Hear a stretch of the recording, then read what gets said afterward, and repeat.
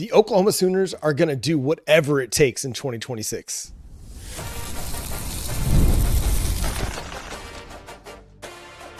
You are Locked On Sooners, your daily podcast on the Oklahoma Sooners. Part of the Locked On Podcast Network, your team every day.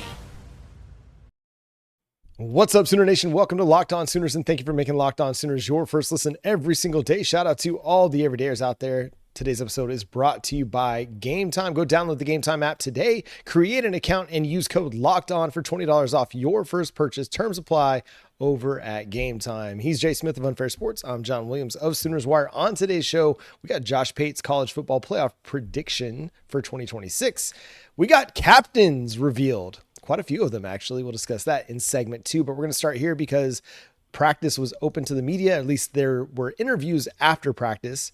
And several Oklahoma Sooners just seem to relate the same message that we're hearing across the board, that everybody's willing to lay down their own desires for the sake of this team.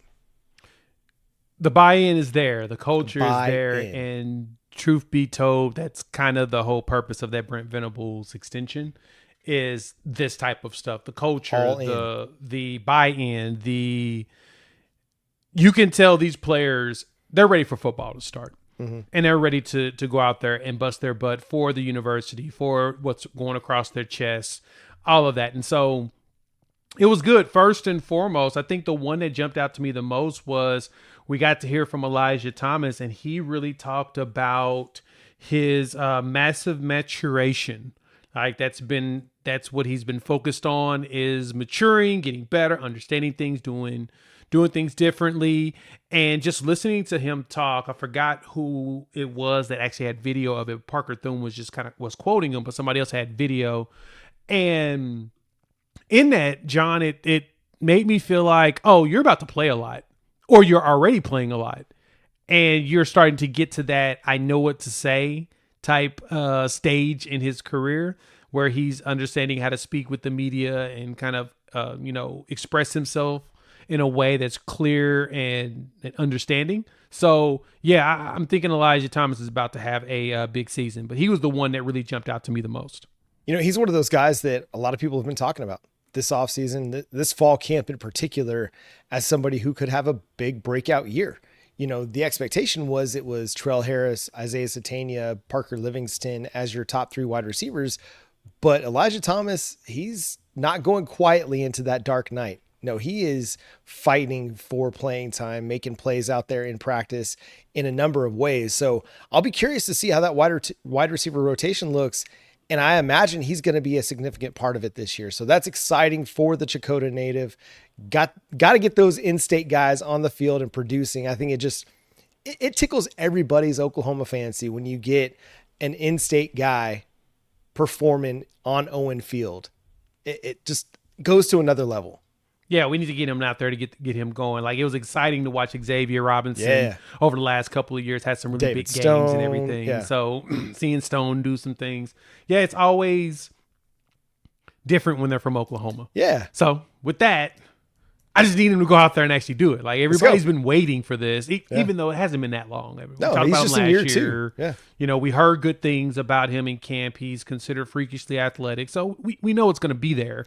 And made a difference on special teams. Yeah, we saw what he did at Chakota. So you know that as an offensive weapon, he's going to do something. And like you mentioned, John, he was really good at special teams. He hustled. And that was a big deal that Brent Venables always pointed out, was like, you go out there on special teams in a situation where you kind of just are out there. You're a quote unquote body. You have assignments, but you're not going to get a whole bunch of glory out of playing special teams most of the time. Well, he went out there giving his 100% effort every single time, and that's where BV was praising him. And that's, in his eyes, that leads you to getting more game time. So I'm waiting for Elijah Thomas to give us that next level. I think he's there. Few more that talked. Go ahead. I was going to say that first touchdown is going to hit. It's going to be good. Yeah. It's going to be some good stuff. Yeah. The other one that stood out, Jay, was Taylor Wine talking about your guy, Wyatt Gilmore, the dude you're projecting to be that 4th defensive end for Oklahoma. Yeah, I think he's going to be that dude. It's going to be tough. I mean, that defense, that edge room, to me, it's now all about technique. I think it's less about physical presence at this point, and it's more about, like I said, getting the technique down and being able to play well in the flow of the game, mainly because when you look at from Wyatt Gilmore to, of course, Okoye, PJ, Wine, and then you start going to the people behind them from a Virgin Kaiser to a Jake Krell, at the freshman, and then Matthew Nelson. All of them are at the size that you would want them to be at the collegiate level. Ain't none of them in here at 220. They're 235 plus. Some 245, 250. So Kenny Ozawalu, all of those dudes are actually at the size that you were wanting them to be. Now you're just continuing the rebody composition portion of it, but they're at the size you want them to be. So, truth be told, you could probably go 6 deep. The question is the technique there and they're ready to play? So, I loved hearing that Wyatt Gilmore is one that everybody's buying stock on. It's very limited shares now because we've already been buying them up like crazy. So brace yourself when Wyatt Gilmore goes out there and shows out next season. Yeah, don't forget, number 1 player out of the state of Minnesota. He was a 4-star prospect in that 2024 class. Kind of flew under the radar because you had Stone and Jackson and Danny Okoye coming in with that class, and Nigel Smith as a part of that. Like, you had a really strong defensive line group, and Wyatt Gilmore was a part of it, but I don't think anybody thought of him in the same light as some of those other guys. But now we're about to see just what Brent Venables and Miguel Chavis saw in him this year. We're going to see it. He's going to have an opportunity to make a statement and make an impact. And that, again, being a part of this rotation this year sets Okoye, sets PJ Adebawore up to be the guy next year.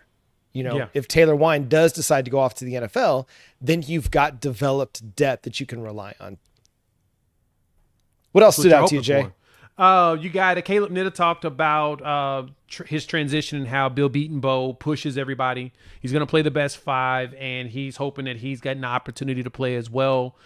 It appears that there's a battle between him, Noah Best, and now Ryan Fodje at center. Dang. And rumor has it Fodje's been doing a lot of first-team reps at center. I've had a few people get a little confused. They're like, isn't he too big? And technically, he's about 10 pounds bigger than Jake Michla, but they're about the same height. I think Michla's about 6'5.5", 6'6"-ish, and Fodje's about the same size. So, no, not really.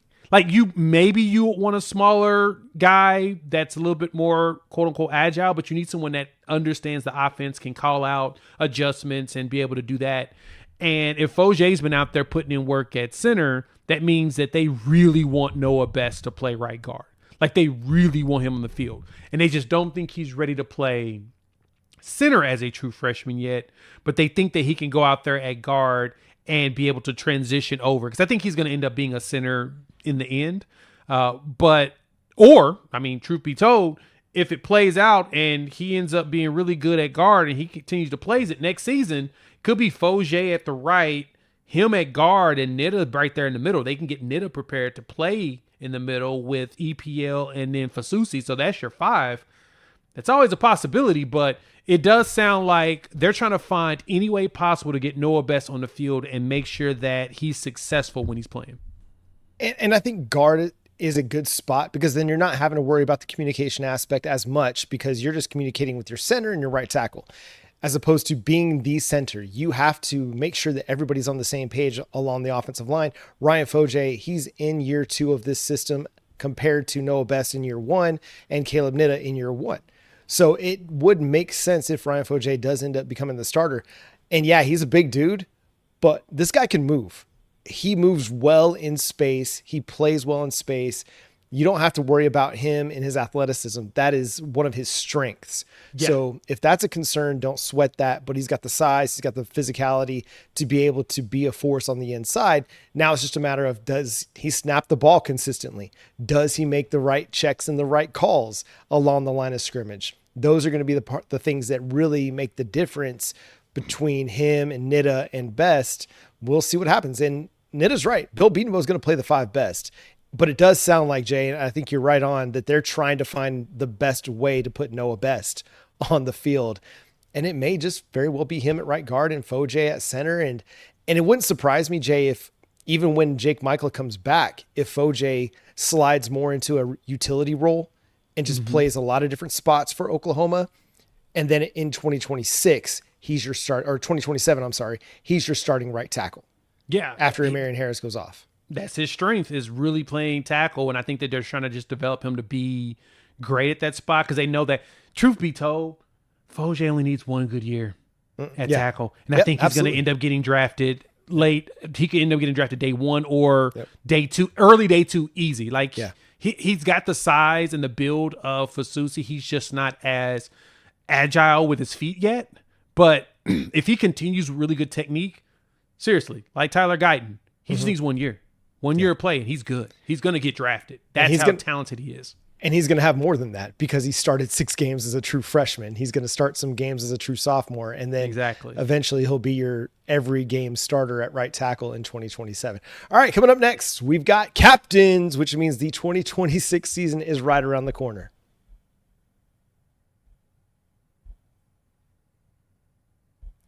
There are more live events than ever we're seeing right now. Games, concerts, comedy shows, festivals. The hard part usually isn't deciding what you want to attend. It's actually getting the tickets. Between long wait times, confusing checkout processes, and surprise fees, buying tickets can sometimes feel harder than it should. And that's why so many fans are turning to Game Time. The app is built to make buying tickets simple with upfront pricing, seat views before you buy, and exclusive savings opportunities that help you get to the events that you want without the usual hassle. And the Game Time app is fantastic. You get the seat views right in the app. You know exactly what you're going to be looking at. No surprise sight obstructions, no surprise weird angles. What you see is what you get inside the Game Time app. So you got to go check it out. Go download it today. Make buying tickets so much easier by taking the guesswork out with Game Time. Download the Game Time app, create an account, and use code LOCKEDON for $20 off your first purchase. Terms apply. But again, create an account and redeem code LOCKEDON for $20 off. Download the Game Time app today.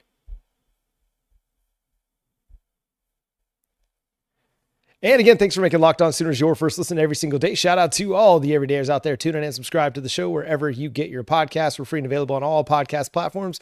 But if you want more Locked On Sooners with no ads, go check out the Everydayer Club at lockedonsooners.supercast.com, where for $5 a month, you can get ad-free versions of Locked On Sooners. Plus, you get an invite to the members-only Discord, where we're helping you get geared up for that 2026 season. And Jay, you're muted.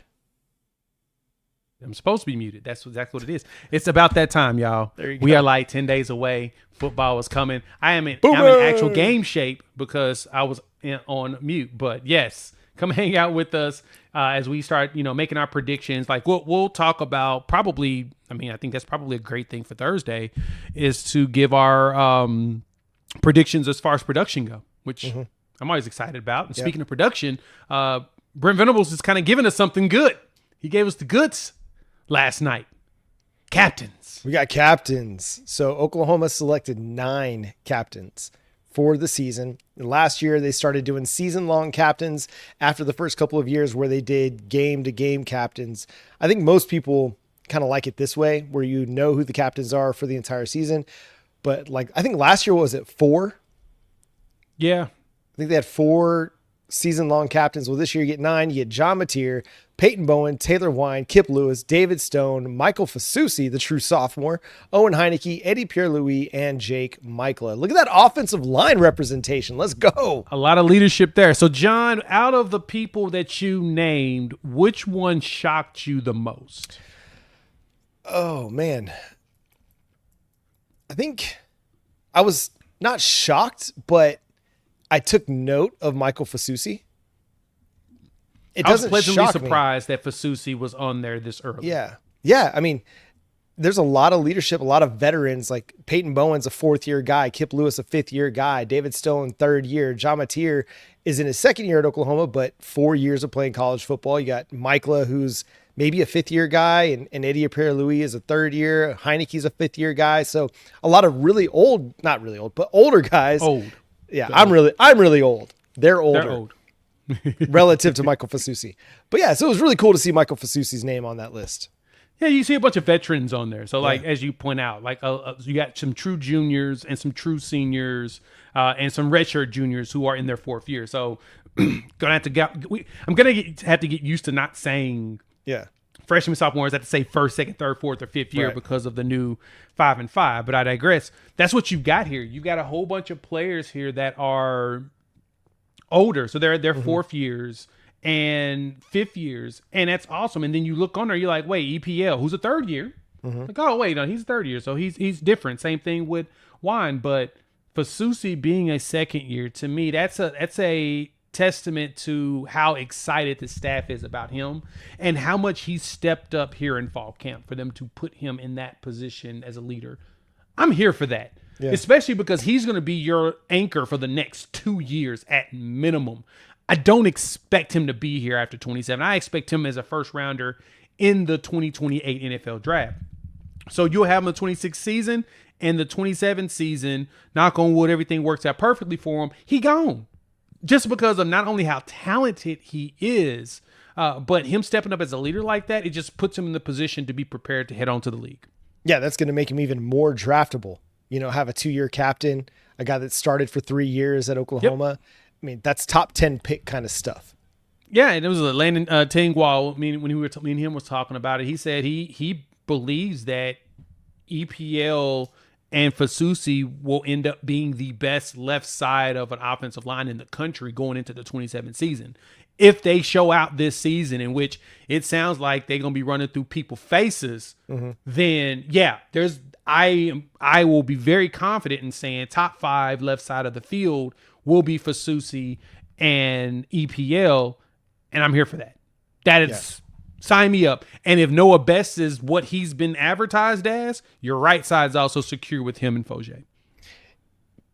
It's just great to see so much leadership out of the offensive line. And that's the thing that we've heard about all offseason, right? Is that they really took to heart what happened in 2025, where they didn't run the ball as well as they would have liked, where maybe they didn't protect as well as they would have liked, even though it was pretty good at times.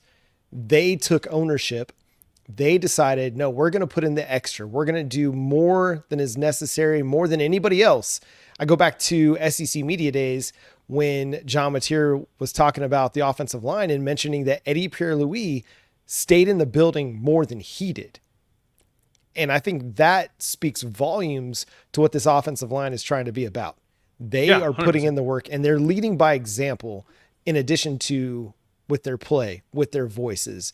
You've got some big voices, I'm sure, but it looks like a group that's just saying, hey, we're going to go put in the work. Come along with us. Let's go.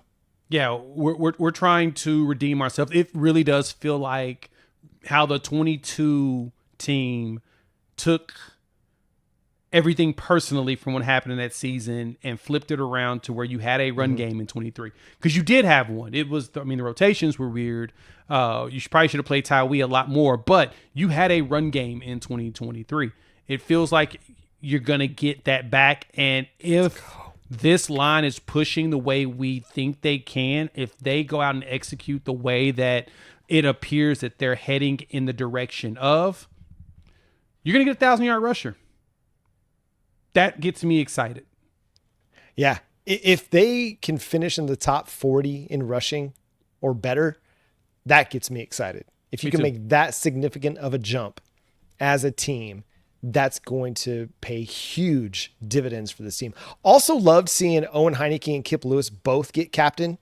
Yeah, because both of those dudes are incredibly influential when it comes to that defense, and really the whole team, but especially the defense in their own special way.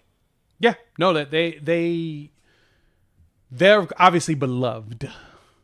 And yeah, I mean, when we get it, we actually understand 100% why they're so beloved. But no, they're definitely the anchors on the defensive side of the ball. Like, they're your leaders that even push everybody around on the inside, like the interior guys, the back. Like, I cannot wait for. I'm truly curious to what 27 looks like. Like, who in the secondary ends up when it's going to be Cortland Guillory. He's definitely going to be one of those, because as vocal as he is, I mean, and he's also one that I don't believe is going to be here longer than 3 years. Got that shit. Right? Yeah, he's going to be very vocal, and you know that he's going to be one of the players that's going to turn it up for next year, for 27. And so we just need to show out here in 26, and looks like we're in that direction. Yeah. And then you also obviously see David Stone. He kind of mentioned that he was elected a captain a few weeks ago. Yeah, him and John Mateer did. Yeah, love it. Yeah, you Absolutely expected it. love it. You expected that. John's automatic. I wasn't even going to. Yeah, John's automatic, but it's cool to see David Stone. We talked about Elijah Thomas, the in-state kid, about to have his opportunity to go shine and show out on Owen Field, and David Stone is the perfect representation of that. A guy who takes a lot of pride in being from Oklahoma and carrying forth that in-state talent, can shine on the biggest stages. And of course, BV had to have 5 defenders over 4 offensive players. That's right. Dim's the rules. That's right. And shout out to Taylor Wine. I mean, that's not surprising because he was selected to go to SEC Media Days. He represented the school really, really well. So shout out to him for earning that captaincy as well, because his story, I think, is a coach's dream as well, because it's like, here's this guy that we offered late in the cycle, committed late in the cycle, and came in and just put his head down and worked. Yep. Development story. One of those, every coach wants a development story. Mm-hmm. He is the perfect one to, hey, just because they have you as a 3-star and everybody's overlooked you, if we see your traits and we got you, there's a reason why we got you. Now come in here, put in the work he did, and go out there and be a star. That's right. Let's go to work. And we're going to get to see these guys shine here in less than a week and a half. We got 10 days. Shout out to Peyton Bowen as well. Yeah. He's like the lone old head in there. That's the former quote-unquote 5-star, just like Fasusi and Stone that, not as talked about as much, but that he's going to be, he's consistent. Yeah. And he's showing his consistency by being a captain as well. Yeah. Just shows up and does his job, and he has been on a steady rise in talent. Also, I need to shout out Eli. I don't think we talked about this. This is unrelated to the captain thing, but remember that video that Oklahoma put out a couple weeks ago where they had the players trying to name the towns in Oklahoma? Yeah. Dude, Eli Bowen killed it. Crushed it. That's not an Oklahoma kid, but he knocked it out. Yeah, we got to find that video and play that and talk about that on the next show as well. That was amazing. I was floored by that. Like Isaiah Satania is from Arkansas, just across the border, so he got Tahlequah. He got Eufaula, but for Peyton Bowen, or for Eli Bowen from Denton, Texas, to be able to hit all of those, I was like, my man studied up. True Oklahoman. He's a true Oklahoman now. Sorry, Texas, you can't have him back. All right, coming up next, Josh Pate predicts his college football playoff. Let's discuss next on Locked On Sooners.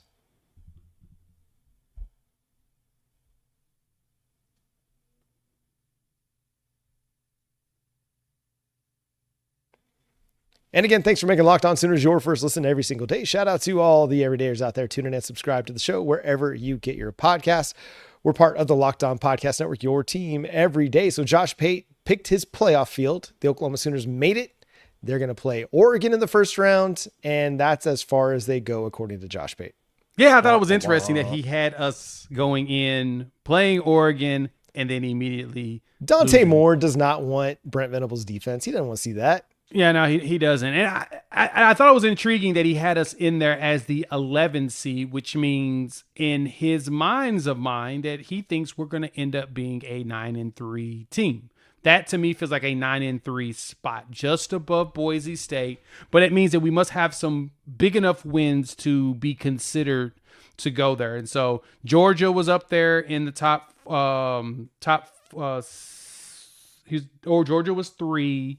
See, so number 1's Notre Dame, number 2 Ohio State, 3 Georgia, 4 Miami, number 5 is Indiana, 6 is Oregon, 7 Texas, 8 Alabama, 9 USC, 10 Texas Tech, 11 is Oklahoma, 12 is Boise State, which is interesting that he picked Boise State. I'm kind of curious if they can make that happen. But the biggest thing is he has Miami winning it all. It's Oregon playing them in the championship game. USC losing first round. But I think what also got me was he went on KREF, talked to Dari Noka about what he was thinking when, his opinion on Oklahoma. Let me go ahead and play that for everybody real quick. If they play a style of football that a Brent Venables team should be able to play offensively. I said that the other day to someone who asked me a similar question, and they said, "Oh, you must not know he's a defensive coach." No, I know he's a defensive coach. I'm talking about the style. He's a head coach. That's what he is. So the reflection of a football team is a reflection of a head coach's identity. Except last year's Oklahoma was not that. They were defensively, but there's no world, and I could say this about a number of teams in the SEC, frankly, but especially with Venables, whatever you think about that guy, and then whatever you think about a Brent Venables team, there's no way you could ever explain to me how that team doesn't have at least moderate to high-level offensive line play and does not at least have moderate to high-level running ability. Now, them making the playoff in spite of that is an incredible testament to the overall resolve of that team. So this year, if I do nothing else, I'm just going to take for granted they're good defensively. He can't, but I can. If I get those things from Oklahoma, I don't doubt their ability in close games. You remember famously, in those parts of the country at least, I thought they'd go lose at Tennessee and lose at Alabama last year. And I went 0-2 on that. So they had the resolve, like they had it in their DNA to pull those games out of the fire. But they also have it in themselves this year to make someone else have to pull it out of the fire, like to put the pressure on someone else. And to me, if that's them, they're in Atlanta. It's really as simple as that. The other thing that I think they have to have is what I just talked about. Because if I look at a bunch of those swing games, I'm thinking about Michigan. I'm thinking about, I can't even list them off the top of my head, but I know 5 of them, not counting Ole Miss, 5 of them that I circled the other night when we were talking OU on the show, 4 of them are away from Norman. So you got to be able to do that stuff on the road. And he has a good point there. I think what jumped out to me there, John, and I want to get your thoughts on it, is he pointed out the quote-unquote DNA of the team and how it should run based on being a Brent Venables team. Yeah. Sounds like he's saying they should be running through people's faces this season. Like a physical, imposing team. Not defense, not offense, team. So both should be able to do that. And I'm going to be honest, it feels like we're going to probably get that direction. BB talked about how pathetic the run game was last year. That tells you that was an emphasis. And it sounds like that emphasis has been recognized by everybody and they're pushing that direction. So to me, him saying that, it's like, okay, you think that Oklahoma is going to go out there and be able to run the ball with the stout defense, and those are 2 things that travel, we should see success this season.